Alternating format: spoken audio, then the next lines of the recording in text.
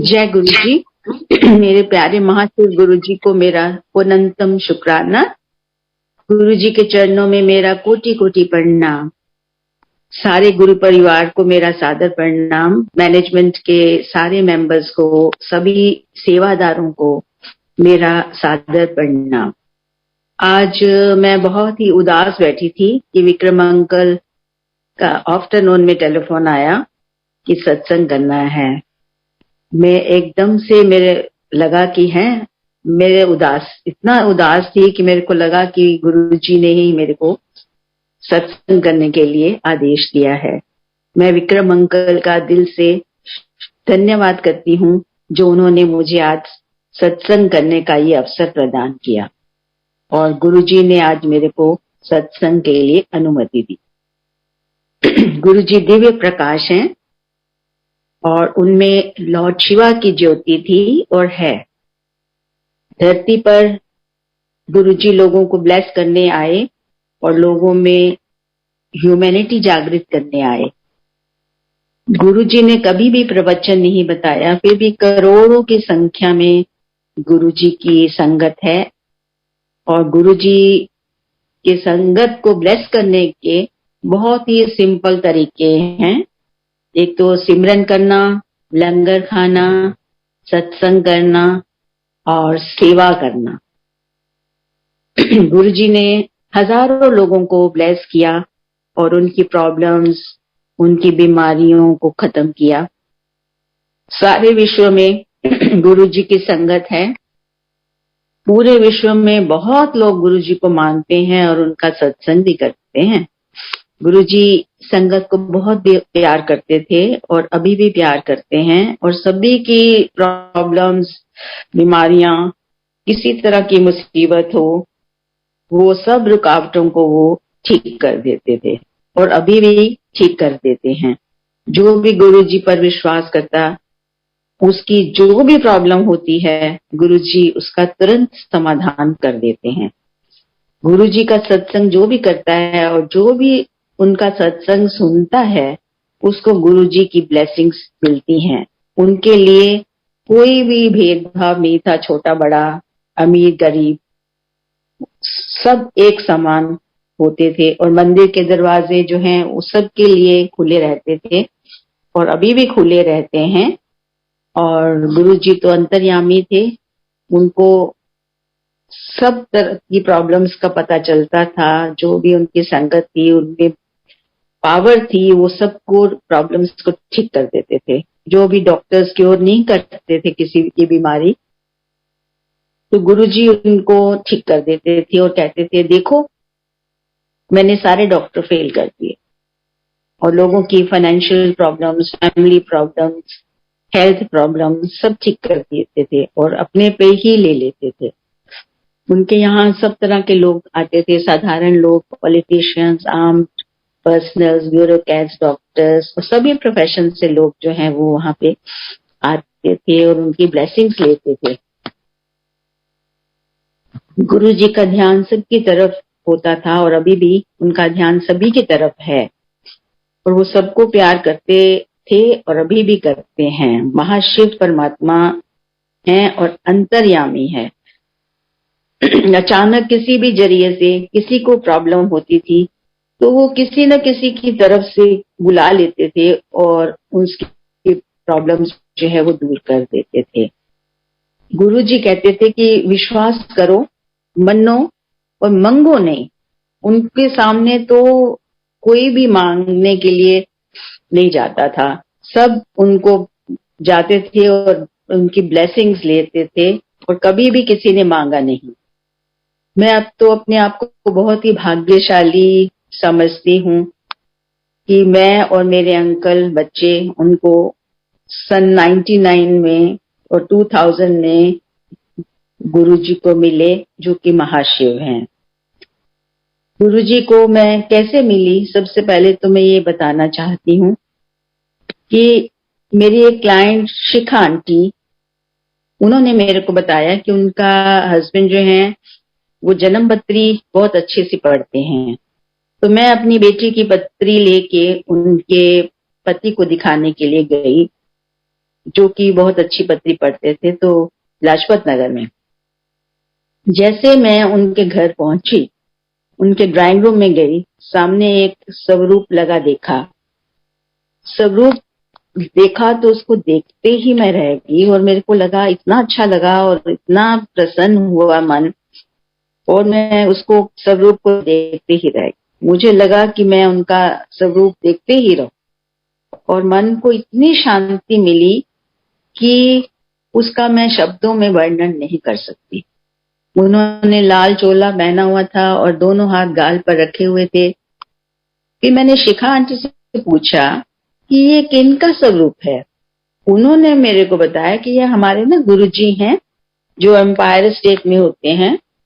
और मैंने उनसे पूछा कि आप उन्हें मिले हुए हो, तो उन्होंने बताया कि हाँ, हम जाते हैं हर शनिवार, मैं और अंकल जाते हैं, उनके दर्शन करते हैं, और वहां पर सत्संग होता है, शब्द सुनते हैं, शब्द, और वहां बहुत ही आनंद आता है। तो मैंने उन्हें एकदम से बोला कि इस शनिवार आप जब आप जाओगे तो प्लीज मेरे को गुरुजी के दर्शन करने मेरे को भी लेके जाओगे। तो उन्होंने कहा कि ठीक है। तो वो मेरे को फिर सैटरडे को वहां पे गुरुजी के दर्शन कराने के लिए एम्पायर स्टेट ले गए, और उन्होंने गुरुजी से मेरे को मिलवाया। मेरे को इतना अच्छा लगा वहां जाके कि उनके पास इतना अच्छा लगा। शिखा आंटी ने जब मेरे को लेके गई और मिलवाया, अंदर जाते ही रोजेस की खुशबू इतनी ज्यादा थी कि वहां पे इतना अच्छा लगा कि उनको देखते देखते ही रह गई, और गुरुजी के चरणों में प्रणाम करके मैं बैठ गई। सभी संगत चुपचाप शब्द सुन रही थी, और सेवादार जल प्रसाद दे रहे थे। फिर उसके बाद उन्होंने चाय प्रसाद दिया, और किसी से सब लोग चुपचाप बैठे थे, कोई किसी से बात नहीं कर रहा था। मैंने भी लंगर खाया, बहुत स्वाद लंगर था, चटनी बहुत अच्छी थी, सब्जी दाल बड़ी टेस्टी थी। वहां पर प्रसाद खाया तो सब कह रहे थे कि बाद में कि जो यहाँ खाएगा वो दवा है, और जो घर ले जाएगा वो उसको वो दवा नहीं रहेगी। तो हर शनिवार पे मन करता था कि गुरुजी के पास जाकर उनके दर्शन करूं, और मैं बहुत बार शनिवार को गुरुजी के दर्शन करने जाती थी। गुरुजी को मैं हर समय याद करती थी। तो एक दिन गुरुजी ने मुझे अपने पास बुलाया और कहा कि हर वेले गुरुजी गुरुजी नहीं करी जाऊंगा। मुझे बहुत हैरानगी हुई कि गुरुजी को कैसे पता चला कि मैं हर वेले गुरुजी गुरुजी करती रहती हूँ। उस समय मुझे बिल्कुल भी एहसास नहीं हुआ, पता नहीं उन्होंने हमारे पे पर्दा डाल दिया कि। उसके बाद फिर शिखा आंटी गुरुजी का चोला जो है वो लेके रॉक्सी ड्राई क्लीनर के पास देना जाती थी लाजपत नगर में, और वो जब लेके आते थे उनके चोला, तो इसमें एकार में इतनी गुलाब की खुशबू थी आती थी कि लगता था कि गुरुजी हमारे साथी हैं। और जब चोला ड्राई क्लीन हो जाता था और वापस लेके जाते थे, तब भी उसमें खुशबू गुलाब की आती थी। तो फिर यही लगता था कि गुरुजी हैं साथ में हमारे। कभी कभी जब मैं कोर्ट में जाती थी कभी केस करने, तो वहां पे भी मेरे को गुलाब की खुशबू आती थी, तो लगता था कि हैं गुरुजी तो मेरे साथ ही हैं। एक दिन जब संगत जी गुरुजी के पास मैं बैठी थी सब संगत के साथ, और बहुत थोड़ी संगत रह गई, और रात को काफी जब देर हो गई और गुरुजी उठे और अपना कमरे में जाके अपना चोला बदल के आए, और सब संगत को बोला, थोड़ी सी जो बैठे थे, कि उठो और चलो। और गुरुजी ने कहा अभी कोई भी नहीं जाएगा और मेरे साथ चलो। जितनी संगत थी थोड़ी सी बैठी हुई, वो सब गुरुजी के साथ अपनी अपनी गाड़ियों में उनके पीछे चले। गुरुजी सबको एक अंकल आंटी के घर, जो कि कुतुब मीनार के पास था, फर्स्ट फ्लोर पर ले गए, और सब संगत जितनी थी वहां बैठी, चाय प्रसाद लिया, और थोड़ी देर ही बैठने के बाद गुरुजी ने मेरी तरफ इशारा किया और फिर अपने पास बुला लिया। मैं उनके पास जाकर बैठ गई। उन्होंने मेरे को अपनी पीठ मलने को बोला और मैं उन पीठ जो कि इतनी कोमल और मुलायम थी धीरे धीरे मलने लगी। और फिर लगा कि पता नहीं क्यों पीठ मलवा रहे हैं। उन्होंने बोला कि नहीं, जोर डाल मल। मैंने थोड़ा और जोर से मलना शुरू किया। उन्होंने फिर कहा और जोर डाल मल। जैसे ही मैंने उनकी पीठ मलती गई, उनकी पीठ एकदम लाल हो गई। और मैंने सोचा गुरुजी को पता नहीं क्यों अपनी पीठ मलवा रहे हैं, उनको गर्मी लग रही है या खुजली थी, या फिर एकदम गुरुजी ने बोला जा तेरा कल्याण कर देगा। मैं तो अब लग रहा है कि मैं इतनी खुश नसीब थी कि मैंने गुरुजी की पीठ मली और उनको छुआ। अपने गुरुजी को बहुत बहुत शुक्राना गुरुजी। अब लगता है कि कोई मेरी प्रॉब्लम थी या तबीयत खराब थी या कुछ होने वाला था कि उन्होंने मेरे ट्रीट किया और मैं ठीक कर दिया उन्होंने मेरे को। उस समय मुझे इस बारे में कुछ भी पता नहीं था। एक संगत और है जो गुरुजी के पास एक दिन बाकी संगत के साथ बैठी थी, तो मैंने गुरुजी को बताया कि मेरे ना फादर इन लॉ की डेथ हुई थी। उसके बाद मैं सो नहीं पाई बहुत दिन। तो मैंने को फिर डॉक्टर ने एक मेडिसिन खाने के लिए बोला, तो डॉक्टर की एडवाइस पर मैंने वो मेडिसिन खाई। उन्होंने एकदम कहा कोई लोड नहीं खाने दी, छट दे। उस दिन के बाद मैंने मेडिसिन खानी बंद कर दी। गुरुजी के मेरी मेडिसिन बंद करवा दी और ये गुरुजी की ही कृपा नहीं तो और क्या है। ये गुरुजी की ब्लेसिंग्स हैं। शुक्राना गुरुजी। एक दिन मैं इसी तरह गुरुजी के पास बैठी हुई थी तो उन्होंने अपने पास बुलाया और कहा मेरी नाभि सूंघो। तो मैंने गुरुजी की नाभि को सूंघा और गुरुजी ने फिर पूछा किसकी खुशबू है। मेरे को तो पता ही नहीं चला कि किसकी खुशबू है और इतनी बढ़िया महक थी। और गुरुजी पूछते रहे तो मैंने कहा मेरे को नहीं पता चला गुरुजी। फिर गुरुजी ने बताया कि ये तो कस्तूरी की सुगंध है। तो कस्तूरी जो है ये क्या है, कस्तूरी नर हिरण की नाभि के पास एक थैली में पाया जाने वाला एक सुगंधित पदार्थ है, जो उस टाइम हमें नहीं पता चला कि ये कस्तूरी की ही सुगंध थी। ये सब गुरुजी की महिमा है। पहले कभी भी नहीं ये सुगंध हमने महसूस करी। उनकी नाभि में इतना अच्छी खुशबू आ रही थी और जब भी हम गुरुजी के दर्शन करने जाते थे तो बहुत अच्छा लगता था। और गुरुजी कहते थे आया करो। गुरुजी के माता पिता भी जब भी आते थे वो संगत के साथ बैठते थे और गुरुजी के चरणों में झुककर माथा टेकते थे। एक लेडी जो कि मिनिस्टर की वाइफ थी, वो चल के नहीं आती थी। उनको 2-3 लोग पकड़ के लाते थे बड़ी मुश्किल से। तो गुरुजी उनको प्रसाद देते थे और वो सत्संग सुनती थी और लंगर खाती थी। फिर कुछ दिन के बाद धीरे धीरे वो गुरुजी के दर्शन करने आने लगी तो थोड़ा सा अपने आप चलने लगी। धीरे धीरे वो फिर उनको उन्होंने बहुत ब्लेसिंग्स दी और वो ठीक हो गई। गुरुजी ने एक दिन फिर बड़े मंदिर आने को कहा हमारे को। तो मैं, मेरे अंकल, बेटी कर्णिका और बेटा लक्ष्य बड़े मंदिर हम गए। बड़े मंदिर में उस दिन शिवरात्रि थी या वैसाखी थी, मेरे को अब ध्यान नहीं आ रहा, और बहुत संगत थी। उन्होंने ब्लेस किया हमको और इतनी लंबी लाइनें लगी हुई थी, लाखों के लोग उस दिन वहां थे और सबको जल प्रसाद, चाय प्रसाद, लंगर प्रसाद मिला। और इतने लोगों में भी किसी चीज की कमी नहीं हुई। ये सब गुरुजी की ही कृपा महिमा है, जो कभी भी लंगर कम नहीं पड़ता, चाहे जितनी भी संगत आती। गुरुजी ने एक दिन फिर मुझे कहा कि देखो इतने ना जितने लोग बैठे हैं ना, सब मेरे को छोटे छोटे कीड़े मकोड़े लगते हैं। अब ये देखो गुरुजी कहाँ कहाँ कैसे थे। गुरुजी ने एक दिन फिर कहा कि यहाँ ना एक दिन प्रलय आएगी और बहुत लोग खत्म हो जाएंगे और मेरी संगत को कुछ नहीं होगा। अब लगता है कि शायद गुरुजी का कोरोना की तरफ संकेत था। गुरुजी ने बहुत संगत की बीमारियां ठीक करी। एक मेंबर को ब्लेस करते थे तो सारी फैमिली को ही ब्लेसिंग्स जाती थी। गुरुजी ने 31 मई 2007 को समाधि ले ली और गुरुजी की मर्जी से मंदिर जाना होता है।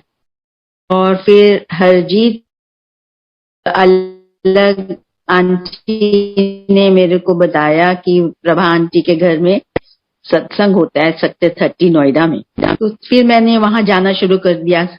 जब भी उनका सत्संग होता था मैं अटेंड करती हूँ। फिर मीनाक्षी आंटी हैं, उनके घर में भी सत्संग होता है, मैं वहां भी जाती हूँ। मेरी सिस्टर वीना और आंटी और श्याम अंकल जो हैं, उनके घर में भी सत्संग, क्लिनिक में सत्संग होता है, तो मैं वहां पे भी जाती हूँ। मैंने अपने घर में भी सत्संग किया, बहुत अच्छा लगा, इतनी ब्लेसिंग्स मिली उस दिन। और फिर मेरे को एक दिन सपना आया कि गुरुजी जो है मेरी मम्मी के घर आए और सोफे पर बैठ गए। तो फिर उठकर जब जाने लगे ना, तो उन्होंने मेरा हाथ पकड़ लिया और कहा कि मैंने और भी कहीं जाना है। उनका हाथ इतना मुलायम था कि अभी तक मुझे वो जो हाथ का स्पर्श है वो अभी तक याद है। और फिर फेसबुक पे मैं कुछ भी सोचती हूँ, कोई प्रश्न होता है, तो वो मैसेज जो है वो किसी न किसी के थ्रू संगत से मेरे पास आता है। तो ये एकदम मैसेज आता है। तो गुरुजी पे विश्वास करो, उन्हें गुरुजी को नहीं ढूंढना पड़ता। ये उन्होंने मेरे को एक बार मैसेज किया था, जो गुरुजी पे विश्वास करते हैं उन्हें गुरुजी को नहीं ढूंढना पड़ता। उस दिन मैं प्रश्न देख रही थी और उसका मैसेज सोच रही थी कि मेरे को क्या मिलेगा। तो ये आया मैसेज कि जो गुरुजी पे विश्वास करते हैं उन्हें गुरुजी को कभी भी ढूंढना नहीं पड़ता। ऐसे ही एक बार 2018 में मेरे काम करने वाली लड़की चली गई और वापस नहीं आई। गुरुजी ने कैसे देखो इसको लड़की को भेजा कि मैंने, लड़की ने जब फोटो भेजी तो उसके पीछे एक स्वरूप लगा था गुरुजी का। और मैंने एकदम उसको बुलाया और उसको देखो गुरुजी ने ही मेरे पास काम के लिए भेजा, जो भी 3 साल से मेरे पास है। हर रोज सुबह गुरुजी का शुक्राना करती हूँ और दिन में भी उनको याद करती हूँ और रात को सोने से पहले मंत्र जाप करती हूँ। ओम नमः शिवाय, शिव जी सदा सहाय। ओम नमः शिवाय, गुरुजी सदा सहाय। और गुरुजी का स्वरूप पिलो के नीचे रख के सोती हूँ और मेरे बेडरूम में उनका स्वरूप जो है वो लगा हुआ है। और मेरी बेटी और दामाद और ग्रैंड डॉटर को अप्रैल 2021 में कोरोना हुआ और मैं गुरुजी से अरदास करती थी कि आज गुरुजी उन पे कृपा करो, उनको ब्लेसिंग्स दो कि वो ठीक हो जाए। तो फिर एक रात मेरे को सपना आया, मैं हैरान हो रही थी कि एक आदमी पुराने घर में जो कि मेरे पेरेंट्स का था वहां खड़े, उनके पास एक कोरियर लेटर था। उस आदमी ने लाल कपड़े पहने हुए थे और वह दरवाजे पे खड़े थे।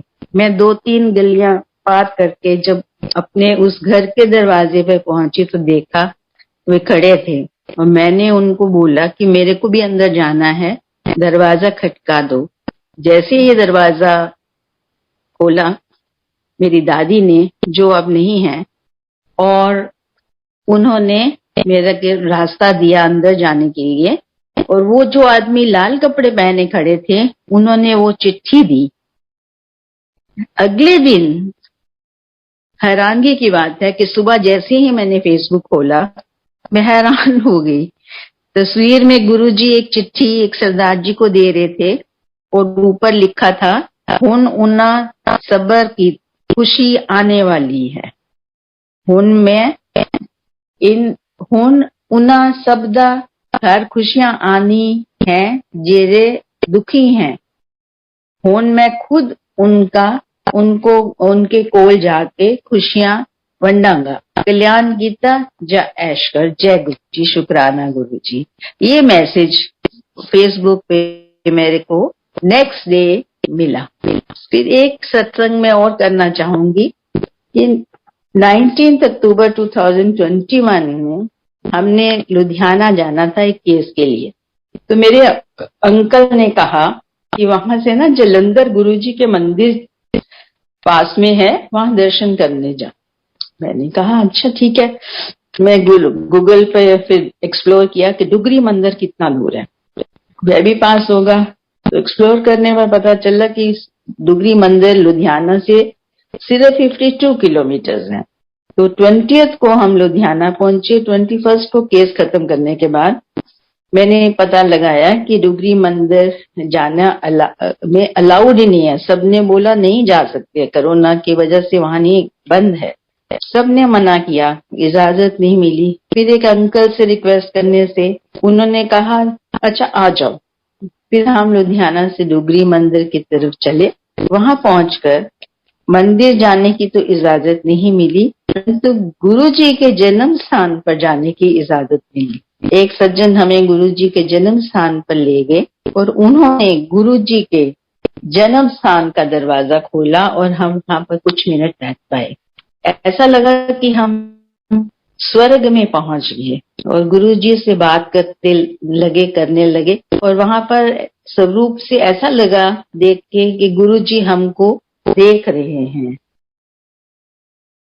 तो दोनों हाथ जोड़ती हूँ और उनका शुक्रिया करती हूँ गुरु जी का, जो उन्होंने हमारे को इतनी ब्लेसिंग्स दी।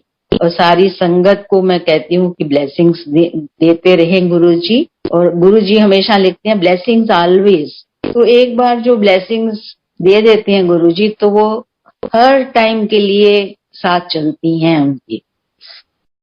गुरु जी का महिमा जो है उनका तो शब्दों में वर्णन करना ही बहुत असंभव है। गुरु जी कोई मेरे लिए गलती होगी हो कुछ बोलने में तो मेरे को क्षमा करना, और कोरोना पेंडेमिक खत्म हो ताकि हम बड़े मंदिर जा सकें। अभी हाल ही में मैं होके भी आई हूँ मंदिर, छतरपुर मंदिर में गुरु जी का, और वहां जाके बहुत अच्छा लगा। शुक्राना गुरु जी, आपका बहुत बहुत शुक्राना।